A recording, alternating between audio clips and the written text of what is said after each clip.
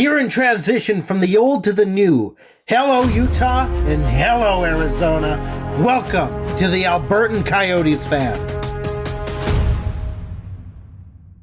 So you remember how last game I said that the game lost was my fault because I went and watched one idiot fight a retired boxer, and it wasn't a good fight. But I had left and we were leading. It was 2-1, I believe, and I come back, it's 4-2. That's the way the game ends, and it was not great. And admittedly, I was a little bit drunk. While that game could have been blamed on me just a little bit, I'm a little bit superstitious. This one could not be because I had to sit through all 3 periods of this. Yotes lose 6-2 against the Washington Capitals. Now let's keep in mind, this Capitals team, they are kind of surprising this year. I won't deny that. It's kind of weird. But last season, they were not great. They barely snuck into the playoff race, and once they got there, they were immediately swept. They were kicked out, and they weren't even kicked out by the future Stanley Cup champions. So there you go. Not to mention that it was basically a lottery between them, Detroit, Pittsburgh, and Philadelphia. So they ended up just lucking into the extra wildcard spot. But now this year, I go and I check the standings for the Washington Capitals, and for whatever reason, they're sitting at the top of the division. That is the Metropolitan. And the Metropolitan is one of the notoriously hardest divisions to play in. There's only 4 to really choose from, and I believe it's the Metropolitan, then the Central, then the Atlantic, and then the Pacific is kind of how that ranking works. I'd put the Atlantic Division higher, but they've got Toronto. So, you know, it's a little wishy-washy. But yeah, all jokes aside, at least recently, this team has been pretty good. You know what they were also doing recently? Playing against the Vegas Golden Knights not even 24 hours before the puck drop of the game tonight. That's right, this Washington Capitals team was on the second half of a back-to-back, playing hockey not even 24 hours before the puck dropped tonight. And could Utah use that to their advantage? Absolutely not. Now, is it because the Washington Capitals are a really good team this year? Is it because they're at the top of their division and you're not going to win them all, and the Yotes are on a bit of a rebuild, and, you know, all these different excuses that we can give to this game to say, hey, we'll get them next time?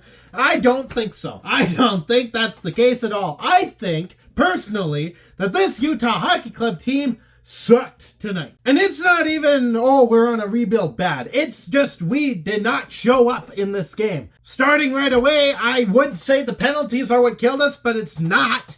What really killed us was the power plays. The first power play, I would like to point out, if there's a video coach for the Utah Hockey Club that I don't know the name of them, take the first power play, hold it as a clip, and for the rest of the year, that's what you show as to what an exemplary power play looks like. And then compare it with the rest of them from this game, because after that first one, which had shots and attempts that were really close to going in, and we were actually driving to the net and trying to make this puck go into the goal. You know, like what you're supposed to do in hockey. Immediately following that, any penalty that the Washington Capitals took, they seemed to have the power play after the fact. They would go, they had shorthanded attempts, they had good chances. I think the defense just kind of figured that because there was, it was, you know, they're shorthanded, they don't have to do their job as hard because, well, what are you going to do with a 5-on-4 and you're the one with 4? But, you know, these teams surprise us. These teams have surprised us last year. This is not a new problem. We've had these problems before where we're just 2 steps behind, especially on rushes, especially shorthanded, because we just get too comfortable. You add to that even outside of the power play situation, the defense still did not look like they were keeping up. They looked 2 steps behind all night tonight. Ovechkin being left wide open not once but twice, where he was allowed to score. And I'm not saying, like, obviously there's a reason Ovechkin's real close to breaking Gretzky's record for goals. But at the same time, his first goal, he didn't even do what he usually does. Usually he's got the stick up in the air. He's waving it around like this. And usually no one can read it for whatever reason. It's like he's got some sort of signature with the devil. I don't know. But he's got his stick up in the air. He's waving it like this. He just slaps it and it goes into the back of the net. That's not what happened in this one. This time, it was a quick wrist shot. He settled the puck down. He took a second and then he snapped it.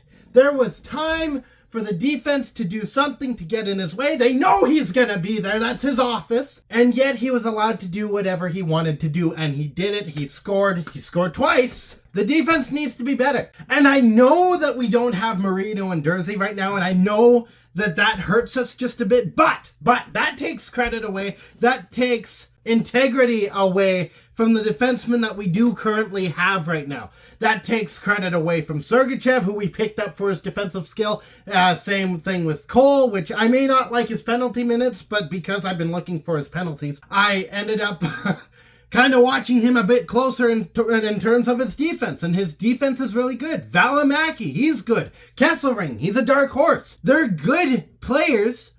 Otherwise, they wouldn't be in the NHL. These are good players, and quite frankly, they have gone in other games and other nights and looked like a top caliber defensive unit. And then they enter into games like tonight, where they're just 2 to 3 steps behind their opponent. This brings me to the goaltending. Now, the first goal that Washington scores, I can't really fault anyone on.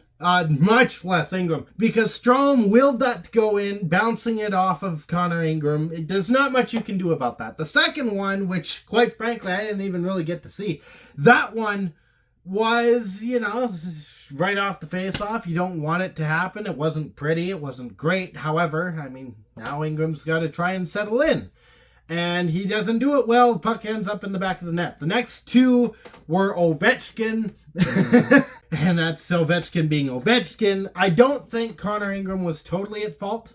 First goal, not his fault. Second goal, defense was lacking just a bit. Third and fourth goal is Ovechkin being Ovechkin. Now we transfer out. He goes on to the benches. Vejmelka comes in. The Washington Capitals broadcast doesn't know whether it's Vejmelka or Valimaki in net for whatever reason. Vejmelka allows 2 goals, one through the 5-hole, one from a hard angle where it's roofed up to the top of the net, and about the only one you'd want back there is most likely the 5-hole one. The other one was a bad goaltender decision in the moment, but the 5-hole, that goal was kind of, you gotta have that.